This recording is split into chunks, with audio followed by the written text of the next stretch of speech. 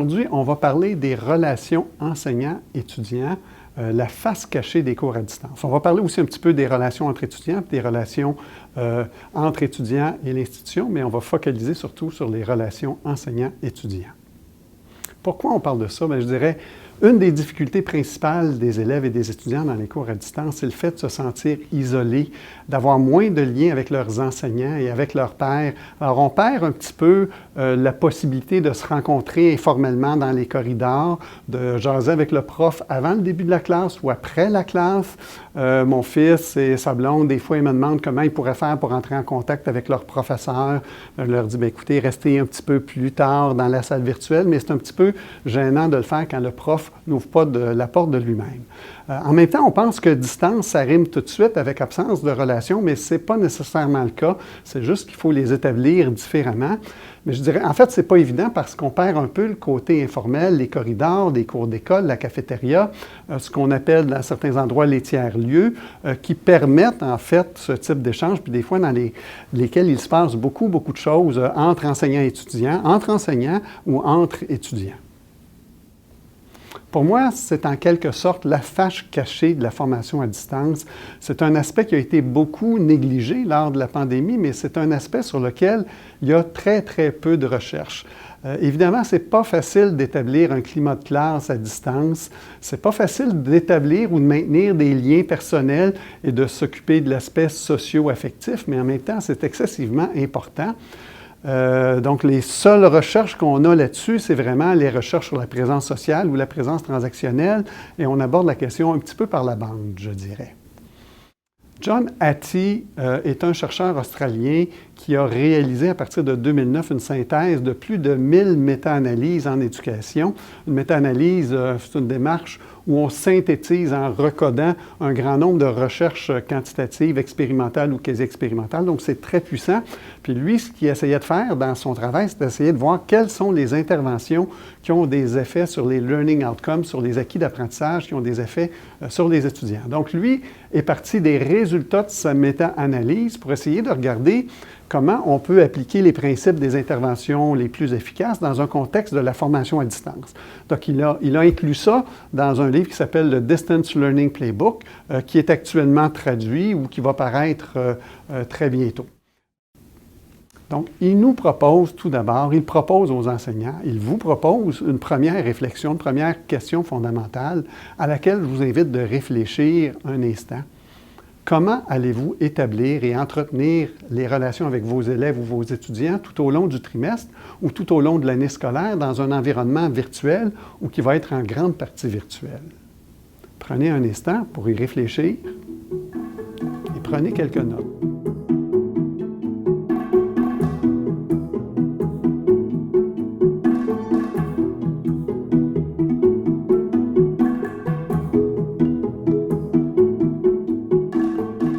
Maintenant, Hattie, voici ce qu'il nous propose. Il nous propose en gros 5 principes. Premièrement, l'empathie. Il vous invite à vous demander comment est-ce que les apprenants entrent en relation avec vous. Ensuite, un regard positif inconditionnel. Faire connaître aux apprenants le fait que vous vous souciez d'eux et que vous avez en fait une opinion positive d'eux. Il y a tout un courant de recherche en psychologie qui montre que les attentes que les enseignants ont envers leurs étudiants conditionnent beaucoup le comportement des étudiants. Et avoir des attentes élevées envers ces étudiants, c'est l'intervention dans la synthèse de Hattie qui est la plus puissante entre toutes les interventions. Donc, avoir des attentes élevées, transmettre ces attentes élevées à vos étudiants, leur faire savoir que vous les considérez et que vous les regardez positivement, c'est excessivement important. Et ça ne veut pas dire un regard positif inconditionnel de ne pas avoir des attentes élevées, ça va en quelque sorte ensemble. Troisième principe, il vous propose de projeter une vraie image professionnelle. On a vu des choses drôles dans la pandémie. On a vu des profs en pyjama, on a vu des femmes de profs ou des maris de profs se promener en pyjama ou en bobette. On a vu des chiens et des chats passer. En fait, il vous invite à réfléchir à quelle image professionnelle vous projetez, puis de projeter durant le temps où vous êtes en séance avec vos étudiants une vraie image professionnelle d'un professeur. Quatrième principe, la non-directivité. Et là, on pourrait faire des liens avec la théorie de l'autodétermination plutôt que d'être très directif et de dire quoi faire dans tous les détails à vos élèves ou à vos étudiants, c'est aussi une manière de leur faire sentir que vous leur faites confiance et que vous avez une haute opinion d'eux, de leur laisser du contrôle dans le déroulement des activités d'apprentissage. Enfin, le 5e principe, c'est l'encouragement de la pensée critique. Donc, on va voir un petit peu plus en détail chacun de ces 5 principes-là et comment John Hattie vous propose de les incarner dans votre cours à distance. Premier principe, l'empathie. Voici quelques exemples ou quelques conseils qui sont proposés par Hattie. Il vous conseille de débuter les leçons synchrones ou asynchrones par un message positif. Ça peut être un message vidéo, ça peut être une blague. Ma fille, quand elle a repris l'école en présence au printemps dernier, c'est un professeur de musique qui est devenu sa titulaire et il y avait à chaque fois la blague du jour. Écoutez, elle nous les ramenait à la maison à l'heure du souper et c'était un pur bonheur. C'était une petite intervention, mais ça avait un effet très positif dans le climat de classe. Hattie vous suggère aussi d'établir des heures de bureau virtuelles, par exemple dans un canal Teams ou une salle Zoom qui peut être persistante. Pour le primaire ou le secondaire, propose d'avoir peut-être même des courtes séances vidéo avec les élèves et leurs familles et leurs parents. Deuxième principe, le regard positif inconditionnel. Il vous suggère d'intégrer dans vos cours de ce que vous avez pu apprendre sur vos apprenants dans une activité brise-glace, par exemple, ou dans un sondage que vous avez pu passer sur leurs intérêts. Il vous suggère aussi d'utiliser la rétroaction audio ou la rétroaction vidéo pour qu'ils sentent l'émotion dans votre voix. Et ça me fait penser à une expérience où j'ai fait ça justement en stage et les étudiants me disaient, je leur donnais du feedback sur leurs travaux de stage, puis là, ils disaient « Ah, Bruno, là, on sentait que vous étiez vraiment content pour cette partie-là, on le sentait dans le ton de la voix. » Donc, on transmet quelque chose de plus quand on donne de la rétroaction sous forme audio ou sous forme vidéo. Troisième principe, une vraie image professionnelle, quelques conseils de vous habiller comme un prof, de vous peigner, je dirais pour les hommes de vous raser. Ça m'est arrivé à quelques reprises de me présenter dans un Zoom pas rasé ou mal rasé. Et voilà, c'est un conseil pour moi-même en même temps. Il vous suggère aussi, en raison de ce que je vous expliquais, de projeter une attitude positive et optimiste à leur égard et à votre égard. Si vous êtes un peu découragé, ce n'est pas nécessairement le temps de le faire savoir à vos élèves. La non-directivité, quatrième principe, quelques exemples, c'est d'avoir des conversations individuelles avec vos apprenants, de les aider à identifier leurs forces, leurs objectifs. On vous suggère aussi de poser des questions qui amènent la réflexion des élèves et des étudiants plutôt que de donner les réponses, ou encore de poser des questions qui, elles, vont suggérer la réponse. On vous propose aussi de partager la prise de certaines décisions qui portent sur le cours avec vos apprenants. Ensuite, dernier principe, l'encouragement de la pensée critique.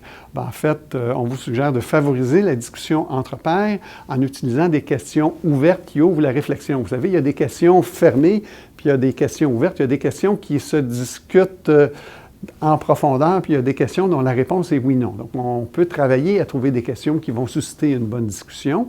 Il vous suggère aussi, John Hattie, de faire en sorte qu'à chaque séance d'apprentissage à distance, les étudiants aient la possibilité d'écrire, d'illustrer ce qu'ils ont appris ou de discuter de leurs réflexions avec leurs pairs. Une petite chose que John Hattie propose aussi, c'est de faire attention aux marques d'attention qu'on donne à chacun des élèves. C'est facile d'avoir nos étudiants préférés, nos élèves préférés. On a tendance, parfois inconsciemment, à leur donner plus de place en classe. C'est vrai dans les classes physiques, mais ça peut être tout à fait vrai dans les classes virtuelles. John Hattie nous propose une espèce de petit gabarit où on note les attentions qu'on donne à chacun. Et puis, on doit peut-être se forcer de donner de l'attention à ceux qu'on néglige en quelque sorte, soit parce qu'ils ont des difficultés d'apprentissage, soit parce qu'ils n'ont pas une personnalité particulièrement proche de la nôtre. Mais en fait, ces marques-là d'attention sont vues et remarquées par tous les élèves. Donc, John Hattie nous suggère d'accueillir chacun des élèves par leur nom de façon régulière, de poser des questions personnelles à tous, mais pas trop personnelles, de complimenter, de souligner les succès de tous les élèves, de tous les étudiants. Maintenant, dans le site compagnon du livre, on a plusieurs exemples et témoignages qui sont fort intéressants.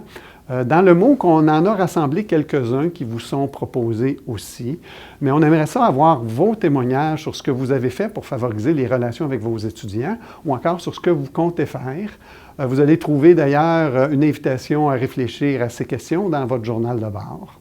On a parlé beaucoup des relations enseignants-étudiants, mais il y a tout l'aspect des relations entre pairs qu'on pourrait aborder avec la même profondeur. En fait, ce n'est pas uniquement entre les mains des étudiants. Vous pouvez aussi, comme enseignant, faire des choses pour favoriser l'établissement des relations entre pairs.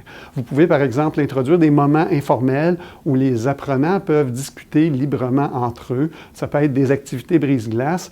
Écoutez, au Centre de pédagogie universitaire, maintenant, dans nos rencontres de conseillers pédagogiques, on a des ouvertures créatives. Une équipe de 2 ou 3 conseillers pédagogiques différents chaque fois anime une ouverture créative, donc ça leur laisse de la place pour faire quelque chose d'informel. Ça prend des formes très variées. Ça marche très, très bien.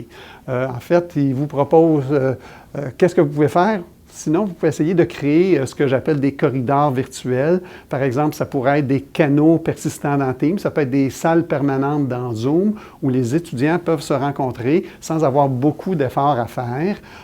Vous pouvez les inviter aussi à rester quelques-uns en groupe avec vous, soit avant le cours, soit après le cours.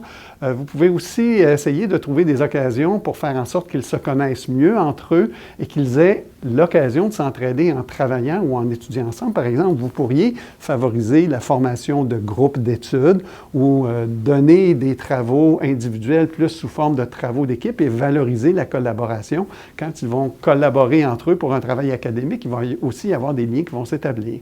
Puis enfin, on serait très intéressé à voir vos autres idées à ce sujet-là. Comme je le disais, ce n'est pas un sujet qui a été beaucoup l'objet de recherche. Finalement, là, je m'adresse maintenant à ceux d'entre vous qui ne sont pas nécessairement enseignants, soit qui sont professionnels non enseignants, orthopédagogues, conseillers pédagogiques, cadres ou personnel de soutien. Bien, écoutez, dans le modèle de la présence transactionnelle, on parle de la présence du professeur, de la présence des pairs, mais aussi de la présence de l'établissement. Donc, si vous êtes dans une position autre que celle d'un enseignant, essayez de penser à ce que vous pourriez faire pour favoriser l'établissement de relations positives entre les élèves et les apprenants et l'école, ou encore entre la famille et l'école dans le contexte bien particulier qui est celui que nous vivons, ou dans le contexte plus général de la formation à distance. Donc, je vous souhaite une bonne réflexion sur ces sujets.